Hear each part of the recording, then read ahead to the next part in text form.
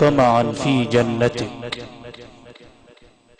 فإن كنت أعبدك خوفا من نارك فاحرقني فيها، وإن كنت أعبدك طمعا في جنتك فاحرمني منها. أما إن كنت أعبدك طمعا في رؤيتك فلا تحرمني من النظر إلى وجهك الكريم يوم العرض عليك. حقا كن في الدنيا كعابر سبيل، واترك وراءك أثر جميل، وما نحن في هذه الدنيا إلا ضيوف، وواجب على الضيف لا بد له في يوم من الأيام من الرحيل. ولا تقل أنا حزين فكلنا هموم، واعمل للآخرة فإننا عن الدنيا زائلون. ولا تقل من أين أبدأ فطريق الله هو البداية، ولا تقل أين نعيمي فجنة الله فيها الكفاية. ولا تقل غدا سأتوب ربما يا حبيبي تكون النهاية. واعلم بأن الدنيا فانية والعمر فيها ما هو إلا لحظات، وما فات قد فات، هيهات هيهات أن يرجع ما فات. اعمل ما شئت في هذه الدنيا، إما أن تكون من الأحياء وإما أن تكون من الأموات. فلربما يسأل عنك في يوم من الأيام فيقال عنك بأن فلانا قد مات. أصلي وأسلم على صفوة الأنبياء الذي سئل من أبي بكر الصديق يا رسول الله، طفت في مشارق الأرض ومغاربها فلم أجد أأدب منه، فمن الذي أدبك ومن الذي علمك؟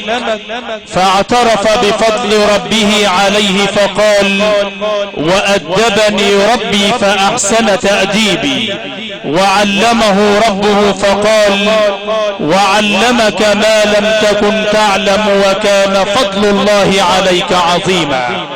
أيها الإخوة المؤمنون، ونحن في هذا العرس القرآني الكبير الذي يقام تكريما لتلك الأم الغالية والمربية الفاضلة والجدة الكريمة، فقيدة عموم عائلات العومرة وعائلات أبو صفن بشادر عزام، تلك الروح الطيبة وذاك الجسد الطاهر الذي توارى بين أطباق الثرى، لكنه عند خالقه في مقعد صدق عند مليك مقتدر. وهذا هو نبي الله سليمان عليه السلام. سأل البومة ذات يوم لماذا لا تشربين الماء ولا تأكلين الزرع وتسكنين المقابر؟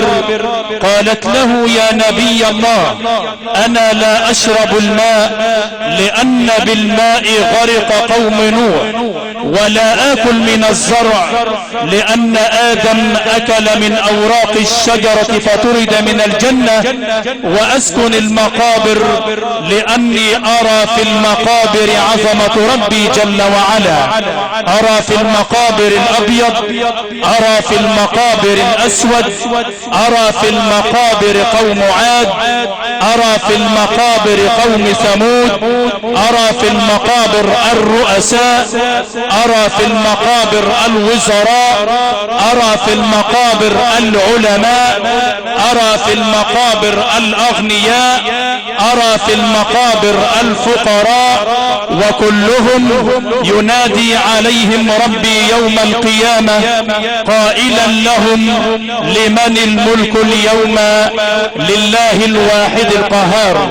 لذا ما زال العطاء موصولا من على مأدبة القرآن الكريم لنعيش في رحاب هذه التلاوة القرآنية المباركة العطرة التي يعطر بها آذاننا ذلكم العلم القرآني والعلم الإذاعي، قارئ الإذاعة والتلفزيون العربي، وعضو النقابة العامة للقراء بجمهورية مصر العربية، والمقيم بمدينة القاهرة، فضيلة القارئ الشيخ محمود أبو الوفا الصعيدي، سائلا المولى جل وعلا لقارئنا التوفيق، ولي ولحضراتكم حسن الاستماع.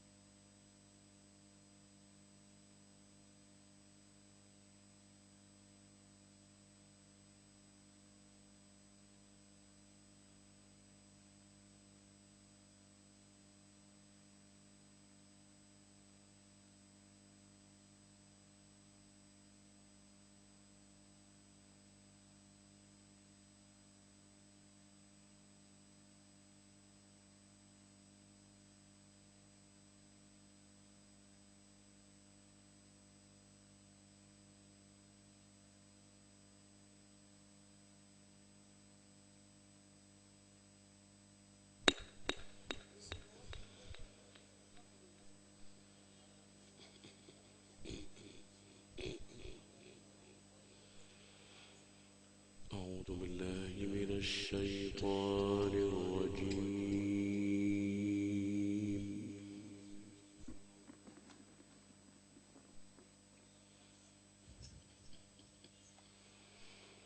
بسم الله الرحمن الرحيم.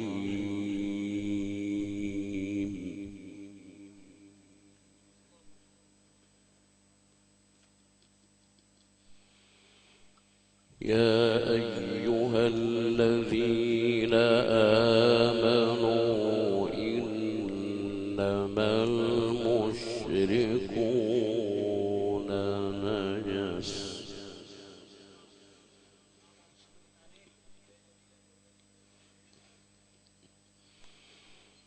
يا أيها الذين آمنوا إنما المشركون نجس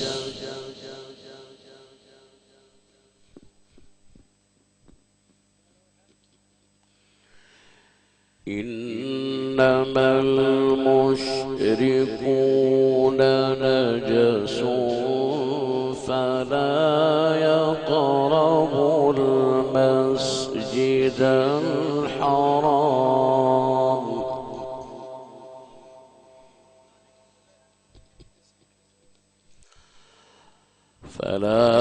يقربوا المسجد الحرام بعد عامهم هذا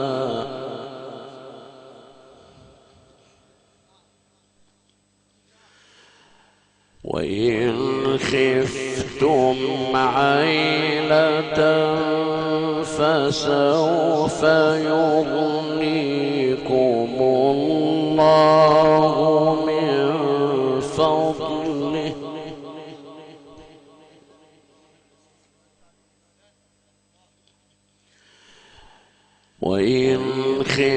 خفتم عيلة فسوف يغنيكم الله من فضله إن شاء.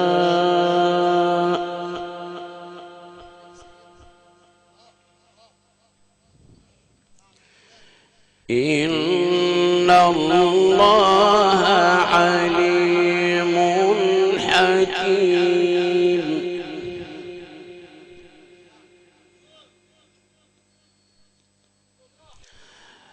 قاتلوا الذين لا يؤمنون بالله ولا باليوم الآخر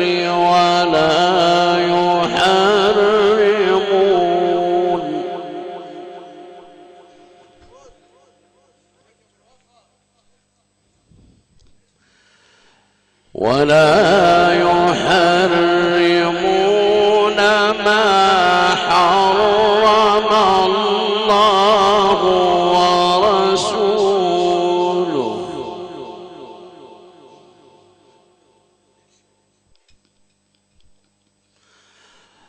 ولا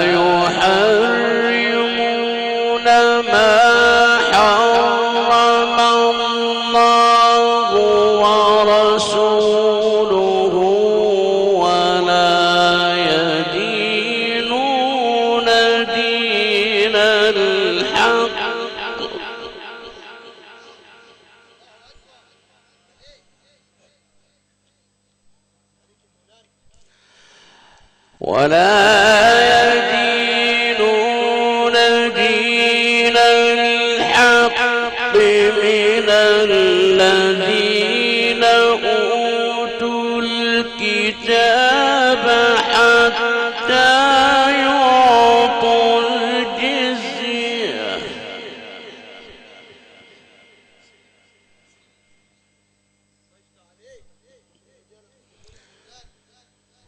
حتى يعطوا الجزية عن يد وهم صاغرون.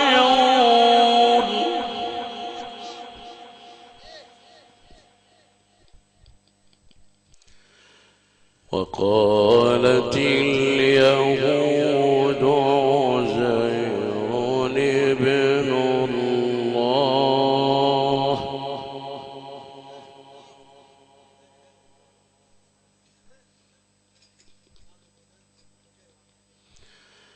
وقالت النصارى المسيح ابن الله.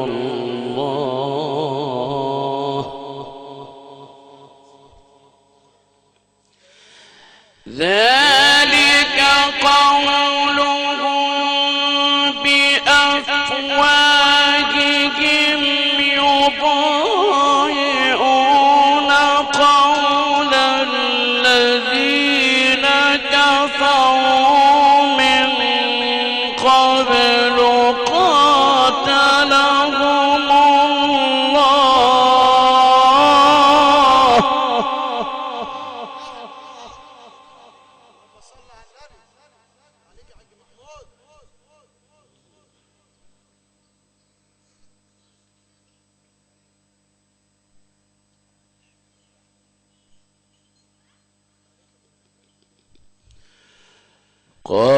قاتلهم الله أنى يؤفكون.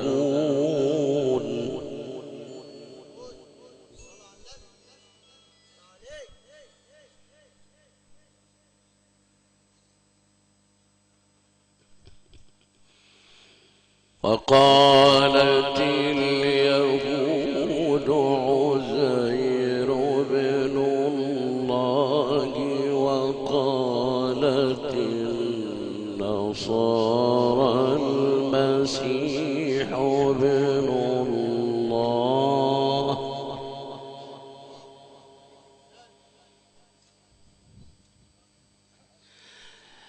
ذلك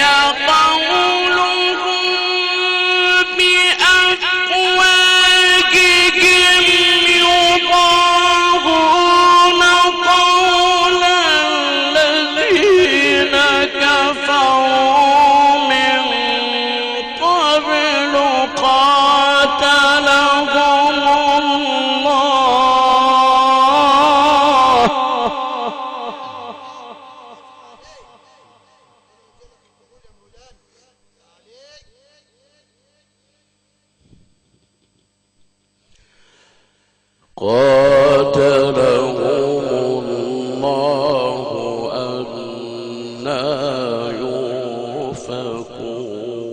يؤفكون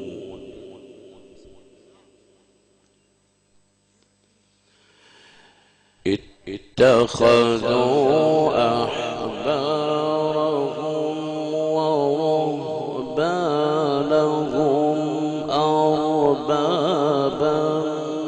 من دون الله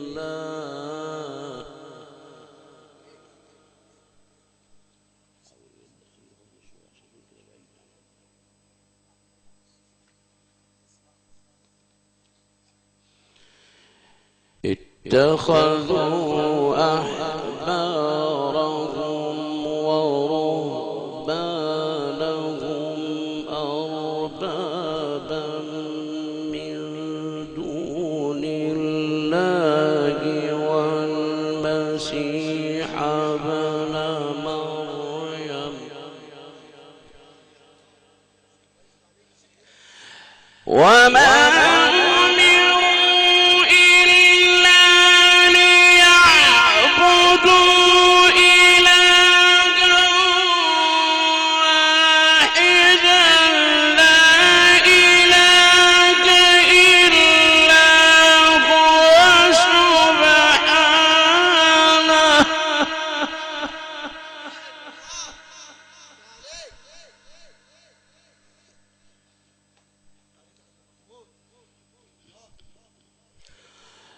لا إله إلا هو سبحانه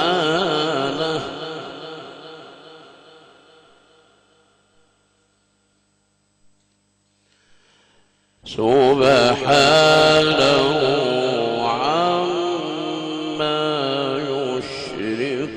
يشركون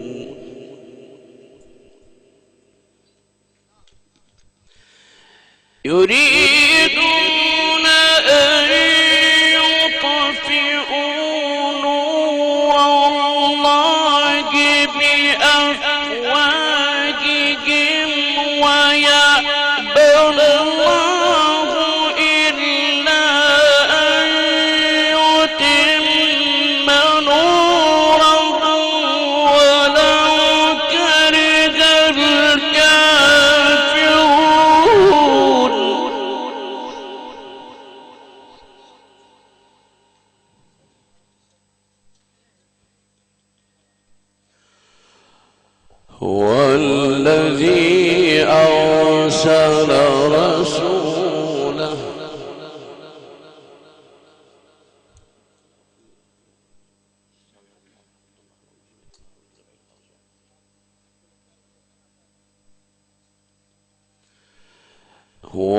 هو الذي أرسل رسوله بالهدى ودين الحق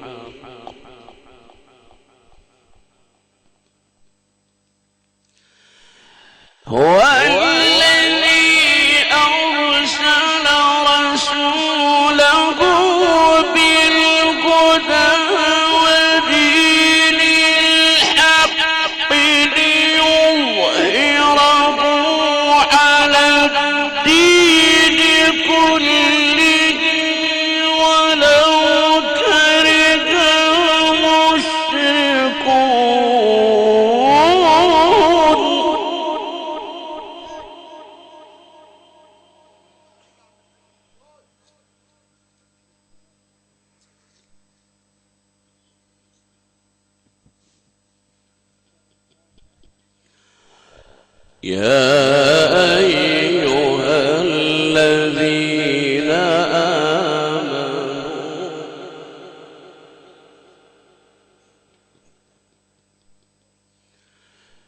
يا أيها الذين آمنوا إن كثيرا من الأحبار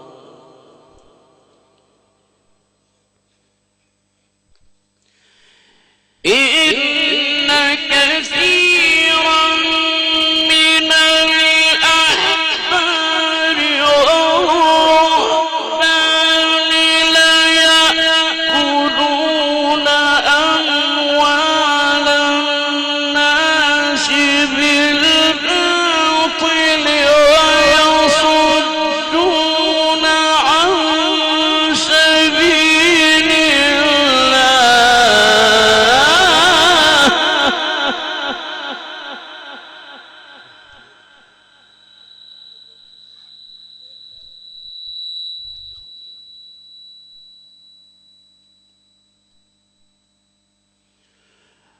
والذين يكنزون الذهب والفضة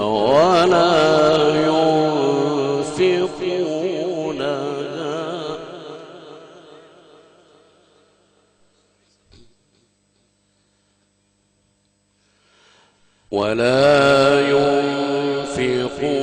ينفقونها في سبيل الله فبشرهم بعذاب أليم.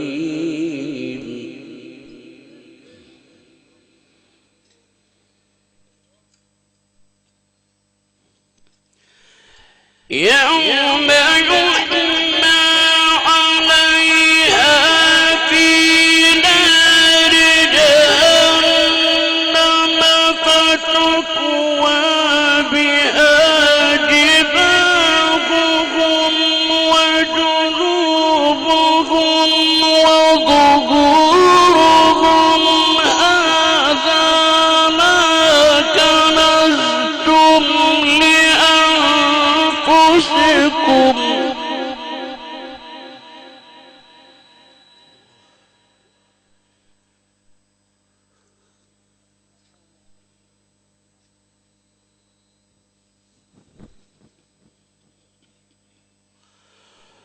يوم يحمى عليها في نار جهنم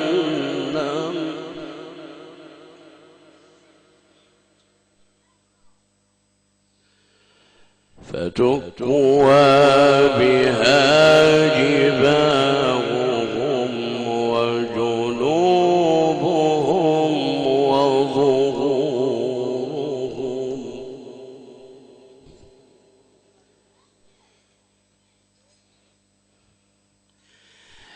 يوم يحمى عليها في نار جهنم فتكوى بها جباههم وجنوبهم وظهورهم هذا ما كنزتم لأنفسكم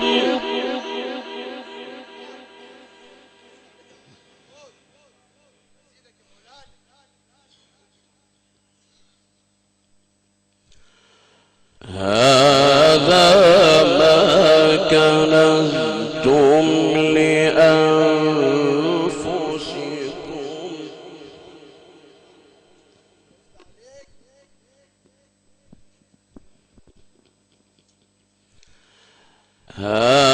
هذا ما كنزتم لأنفسكم فذوقوا ما كنتم تكنزون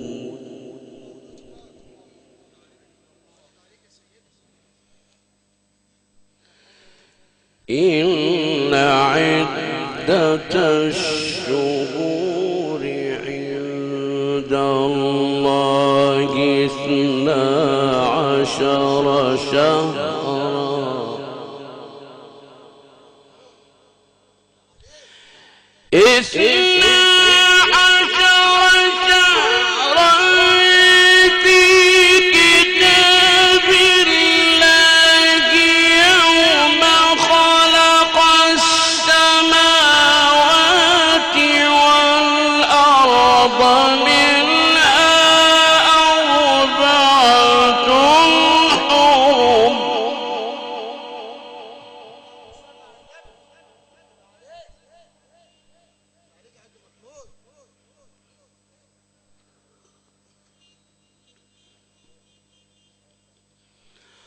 ذلك الدين القيم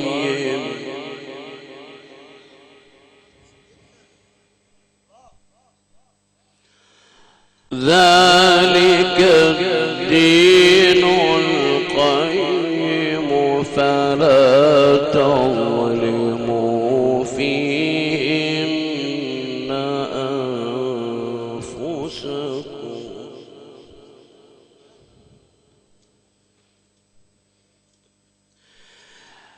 وقاتلوا المشركين كافة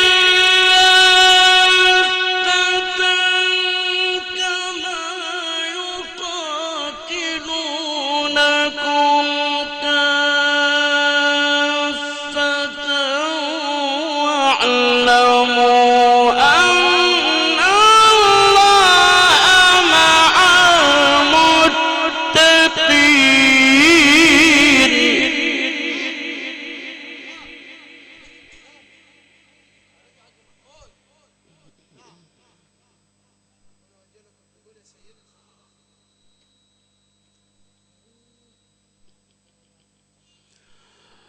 واعلموا أن الله مع المتقين.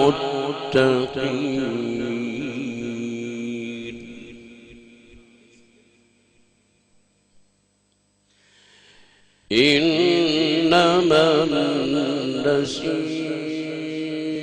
زيادة في الكفر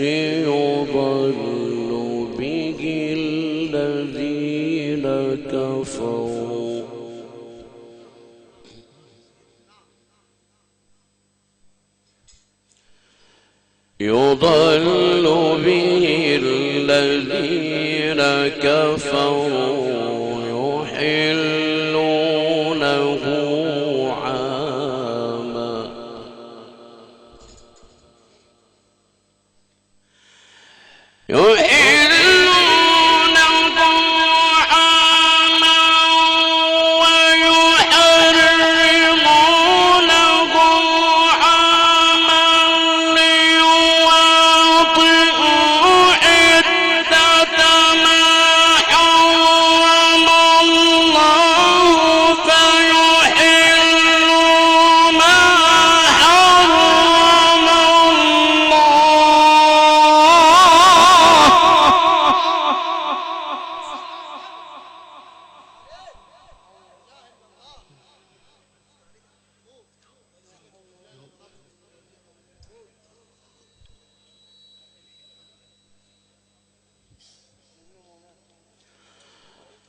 زين لهم سوء أعمالهم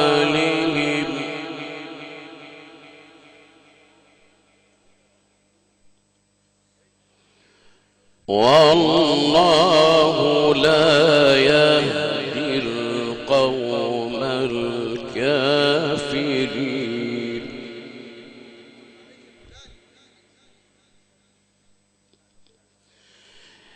إنما النسي زيادة في الكفر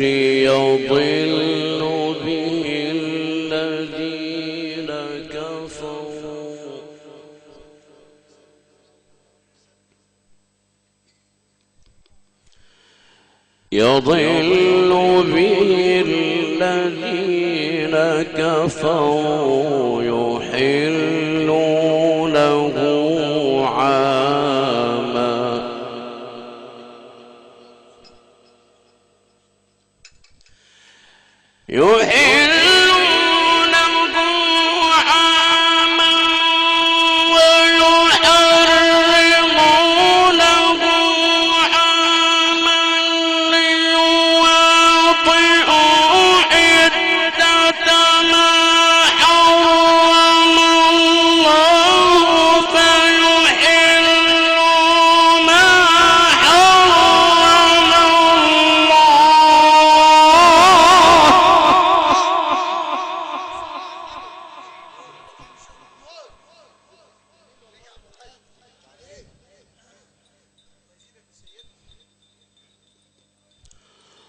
زين لهم سوء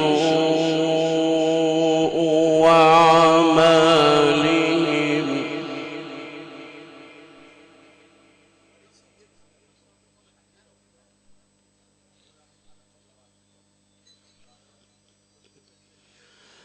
والله لا يهدي القوم الكافرين.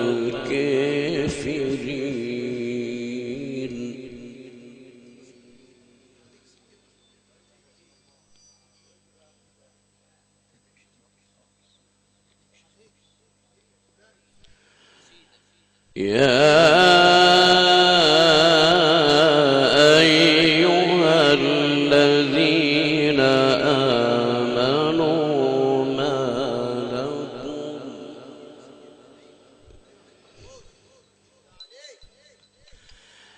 ما لكم إذا قيل لكم في سبيل الله اثاقلتم إلى الأرض أرضيتم بالحياة الدنيا من الآخرة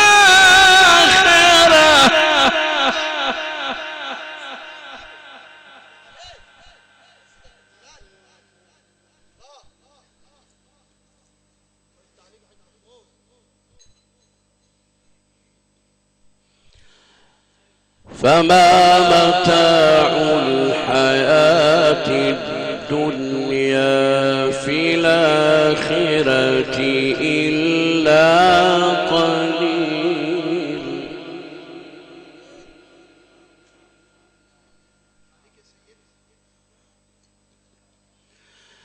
يا أيها الذين آمنوا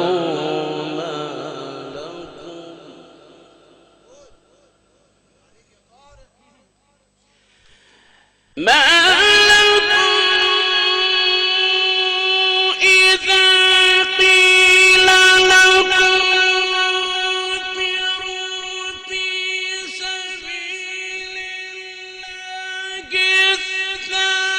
الله اثاقلتم إلى الأرض أرضيتم بالحياة الدنيا من الآخرة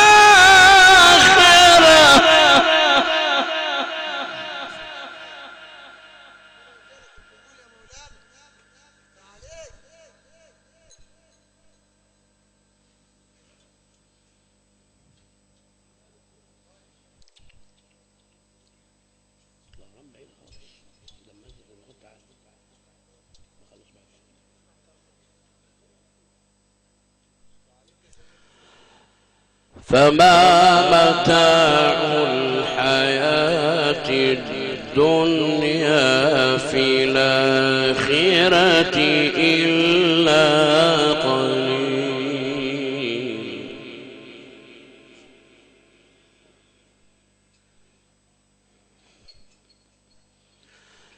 يا أيها الذين آمنوا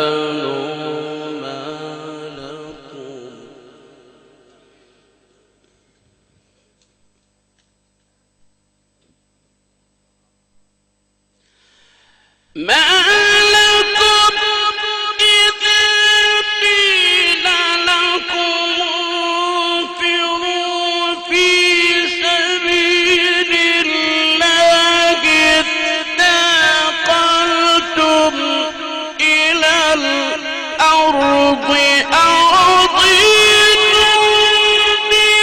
بالحياة الدنيا من الآخرة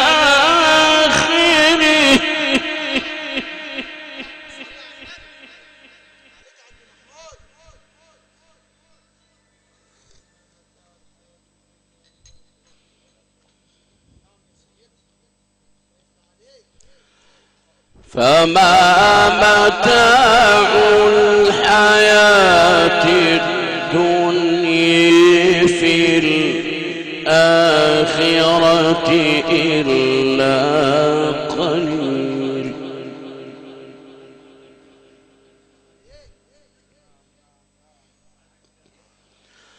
يا أيها الذين آمنوا ما لكم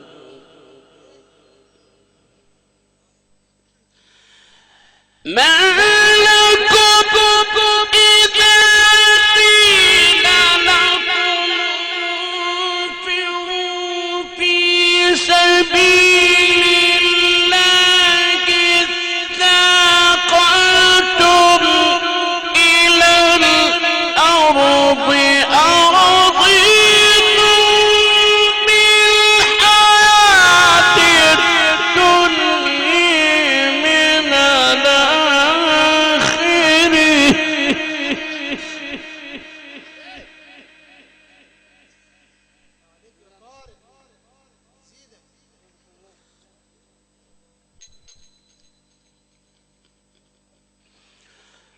فما متاع الحياة الدنيا في الآخرة إلا قليل.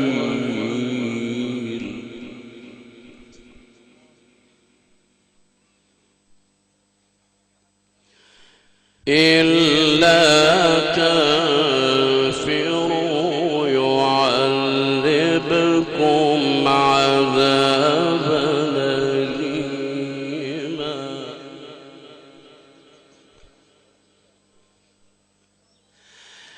إلا تنفروا يعذبكم عذابا أليما ويستبدل قوما غيركم ولا تضروه شيئا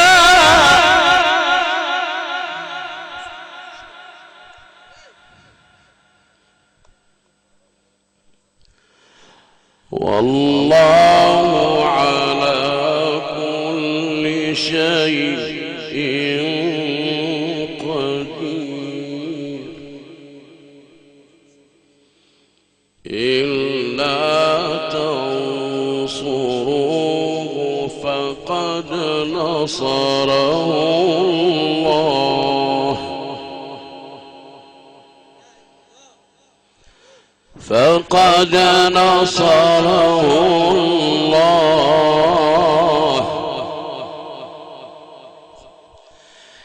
فقد نصره الله إذ أخرجه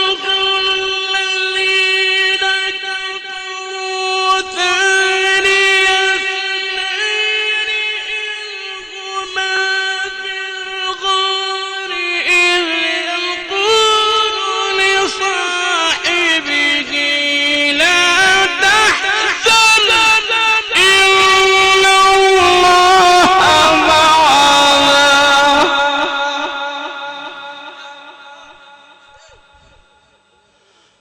فأنزل الله سكينته عليه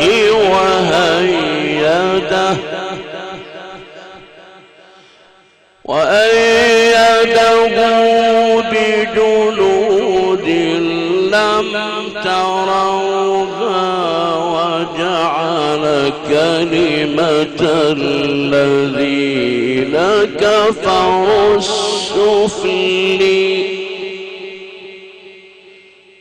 وكلمة الله هي العليا والله عزيز حكيم. صدق الله العظيم.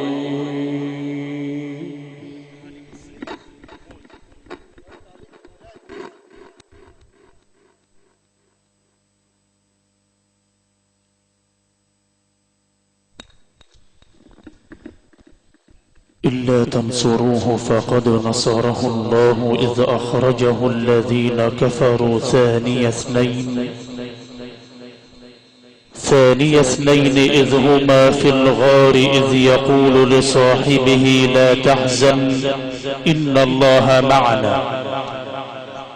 يقول سيدنا عبد الله بن مسعود رضي الله عنه وأرضاه بأن الله عز وجل قد عاتب الأمة جمعاء في هذه الآية إلا أبي بكر الصديق الذي استقبل الرسول صلى الله عليه وسلم في الغار، فاستقبله النبي بعد ذلك في الروضة الشريفة حينما أتوا بأبي بكر الصديق محمولا على الأعناق قائلين السلام عليك يا سيدي يا رسول الله، فسمعوا صوتا يقول لهم أدخلوا الحبيب على حبيبه.